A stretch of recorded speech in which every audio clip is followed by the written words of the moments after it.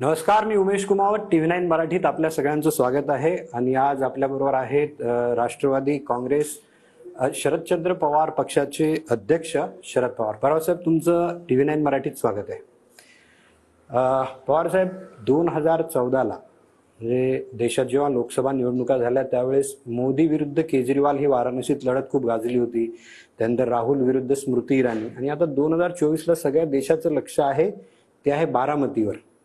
ही सर्वात मोठी लढत आहे. पण तसं जर बघितलं तर ही लढत पवार विरुद्ध पवार अशीच आहे. इथे काही भारतीय जनता पक्षाचा उमेदवार नाहीये. पण तरी पण भारतीय जनता पक्षाचं असं हे आहे की ही मोदी विरुद्ध राहुल गांधी अशी लढत आहे. मला काही समजत नाही. याच्यात राहुल गांधी कुठे पिक्चरमध्ये आहे ही, म्हणजे याचा जर माझा संबंध असेल तर माझे दोन भाग आहेत. एक, माझा अप्रोच मोदींची जी धोरण आहे त्या धोरणाशी आम्ही सहमत नाही. सहमत नसणं हा एक भाग. पण काही धोरणं त्याची समाजाच्या, राज्याच्या, देशाच्या हिताचीच नाही आहेत. जिथे हिताची नाही त्या ठिकाणी सक्त विरोध ही करण्याची भूमिका ही करावा. आणि माझा अप्रोच मोदींच्या धोरणाच्या संबंधित आहे. तसं बघितलं तर बारामती हा 1984 साली तुम्ही पहिल्यांदा तिथे उभा राहिलात. 1967 साली मी पहिल्यांदा निवडून आलो. तेव्हापासून आज एकतर मी कंटिन्युअस आहे. म्हणजे तिथे फक्त माझी म्हणजे मी लोकसभेत गेलो तेव्हा विधानसभा सुटली, राज्यसभेत गेलो तेव्हा लोकसभा सुटली. पण कन्सिस्टन्सी 67ला पहिल्यांदा मी विधानसभेची निवडणूक लढवली. त्या तारखेपासून आजच्या तारखेपर्यंत मी कधी विधानसभा, एकदा विधान परिषद, लोकसभा, राज्यसभा असं कन्सिस्टंट माझा प्रवास आहे. म्हणजे पवारांना बारामतीत कोणी हरवू शकत नाही 1967 पासून हे सगळ्यांना माहीत आहे. तेव्हापासून पवारांचा हा बालेकिल्ला आहे. तुम्हाला वाटतं का की त्यामुळेच कुठेतरी पवारांना जर हरू शकेल तिथे तर फक्त पवारच हरू शकतात, त्यामुळेच कुठेतरी सुनेत्रा पवार या त्यांच्या विरोधात उभा करण्यात आले का? मी कसं सांगू, त्यांनी निर्णय घेतला. लोकशाहीमध्ये कुणाला निर्णय घ्यायचा अधिकार आहे. त्यांनी निर्णय घेतला भाजपवर जायचा. आम्ही लोक भाजपवर कधी जात नव्हतो. याच्या आधीसुद्धा ज्या निवडणुका झाल्या, म्हणजे आता बारामतीत जर विधानसभा झाली मागची, ते अजित पवार उभे होते. अजित पवार जेव्हा उभे होते तेव्हा ते काही भाजपच्या वतीने नव्हते. राष्ट्रवादी काँग्रेस पार्टी जसं अध्यक्ष मी आहे त्याच पक्षाच्या वतीने उभे राहिले आणि विजयी झाले. पण चंद्रकांत पाटील तिथे येऊन असं बोलले की आम्हाला बारामतीत शरद पवारांचा पराभव करायचा. हो, ते म्हणजे त्यांची इच्छा आहे ती. त्यांनी तसा निर्णय घेतलेला दिसतोय, आनंदाची गोष्ट आहे. आणि दुसरी गोष्ट ही आहे त्याच्यात, मी स्वतः उभा नाही आहे. तुम्ही स्वतः उमेदवार तिथे नाहीये. तरी पण कसं आहे की आता अमेठी आणि रायबरेली असे ते गांधी घराण्याचे मतदारसंघ होते. तिथून भाजपाने त्यांना प्रतिस्पर्धा दिली. आता राहुल गांधींना वायनाडमधून उभं राहावं लागतं.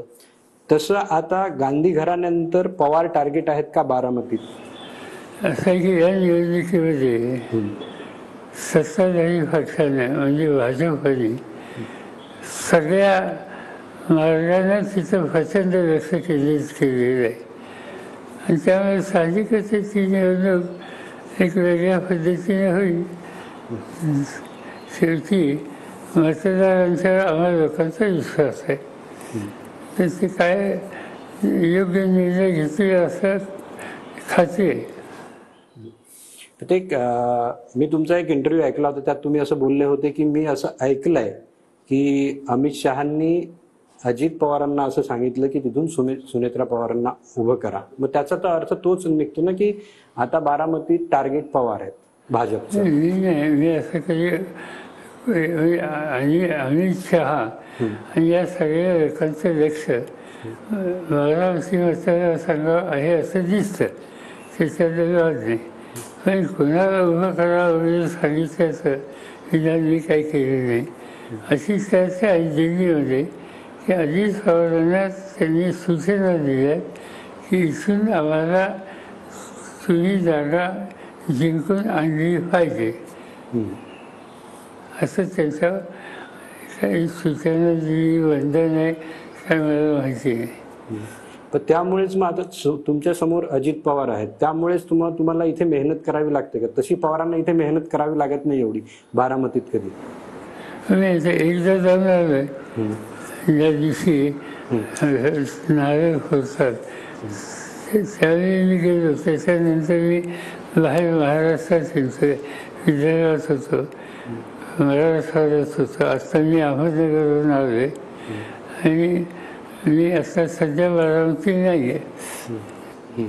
तुम्ही काल परवा एक तुम्ही मोदींची ऑडिओ टेप ऐकवली महागाईविषयीची, की मनमोहन सिंग जेव्हा पंतप्रधान होते ते मही बोलत नव्हते, आणि त्यानंतर तुम्ही मोदींची तुलना ही पुतीनशी पण केली की ते लोकशाहीत विरोधक हे महत्त्वाचे असतात, ते विरोधकांना जिंकू देत नाहीत, असं तुम्ही म्हटलं. म्हणजे असं दिसतंय की पवार हे आक्रमक आहेत मोदींवर, आणि महाराष्ट्रात ही लढाई मोदी विरुद्ध पवार अशी आहे. असं ती कशी आहे मला माहिती नाही. मोदी देशाचे प्रधानमंत्री आहेत. त्यांनी अलीकडच्या काळात काही भाषणं केली, विशेषतः अल्पसंख्याकांच्याबद्दल. माझ्या सरकारला चिंता वाटली त्याची. कारण शेवटी प्रधानमंत्री ही इन्स्टिट्यूशन आहे.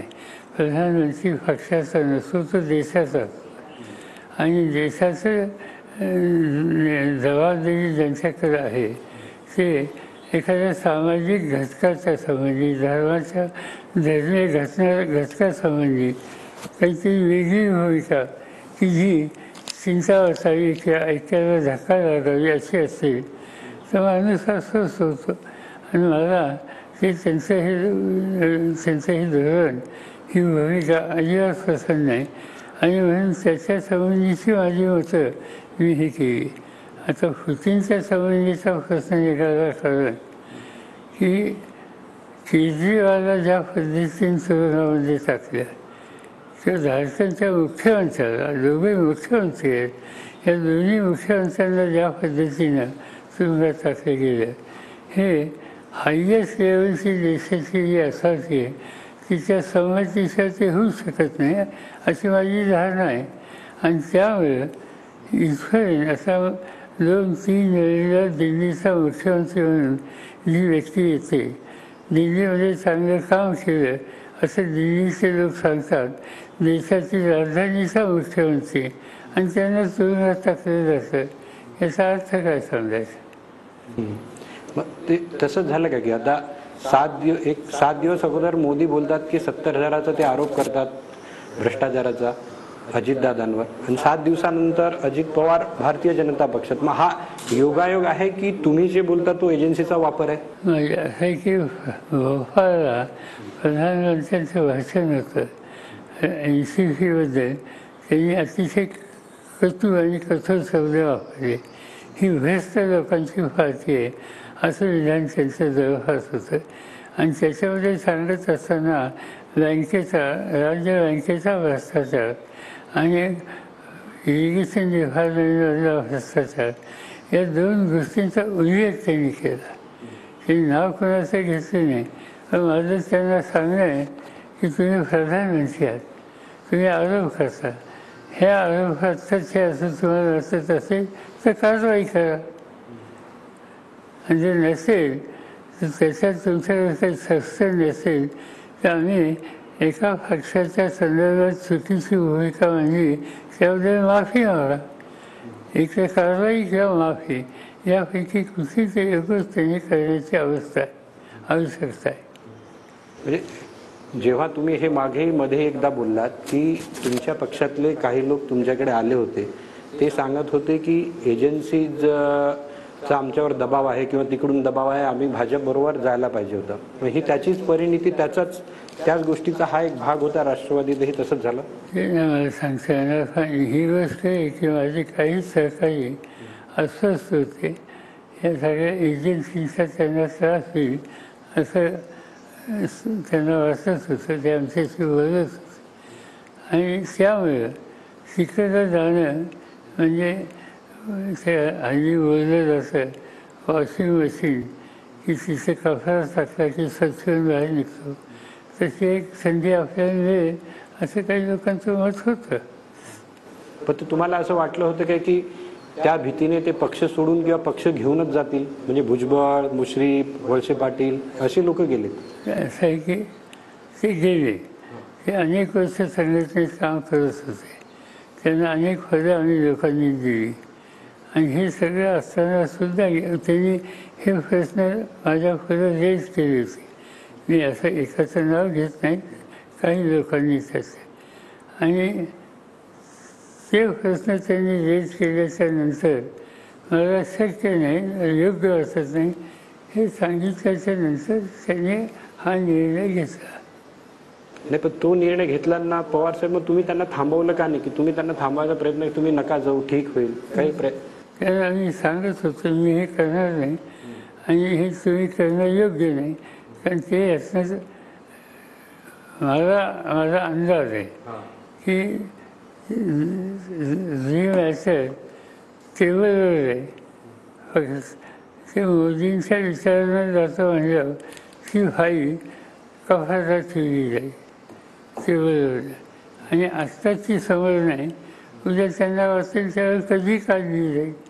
आणि त्यामुळे आजचं वजन उद्या गेलं असं कोणाला वाटलं तर त्यात चुकीचं नाही. म्हणजे त्यांच्या डोक्यावर ती कारवाईची तलवार नेहमी राहील असं मला वाटतं. आणि कोर्टाचं जावं लागेल, कोर्टाचा निकाल तो घ्यावा लागेल. आता काल वाचण्यात आलं माझ्या राज्य सरकारी बँकेची चौकशीच्या बाबतीत महाराष्ट्राच्या एका एजन्सीने चौकशी केली आणि त्याच्यात त्यांनी काही लोकांच्यावर काही नाही असा निष्कर्ष काढला. आता 2019ला तुम्ही लोकांना थांबवण्याचा प्रयत्न केला होता, यावेळेसही यशवंतराव सेंटरमध्ये त्यानंतर लोक तुमच्याकडे आले, तिकडे गेल्यानंतरही आले, तर त्यावेळेसही तुम्ही त्यांना म्हटलं की तुम्हाला, तुमचं असं म्हणणं होतं की त्यांनी तुम्हालाही घेण्याचा प्रयत्न केला, तिकडे तुम्हाला कन्व्हिन्स करण्याचा प्रयत्न केला? नाही, त्याच्यापेक्षा ते आम्ही का करतोय, आम्हाला पर्याय नाही हे कटाक्षाने ते सांगत होते. आणि त्यांचं मत असं होतं, तुम्ही जर आलात तर आम्हाला सगळ्यांनाच त्या ठिकाणी कुठली चिंता करण्याची अवस्था राहणार नाही. पण तुम्ही तर एका विचारसरणीबरोबर तुमची हयात गेली, त्या विचारसरणीबरोबर तुम्ही कसे जाणार हेही तर त्यांना कळायला पाहिजे होतं. माझी अपेक्षा तीच होती. ठीक आहे, त्यांचा निर्णय घेतला, त्यांचा निर्णय घ्यायचा अधिकार आहे.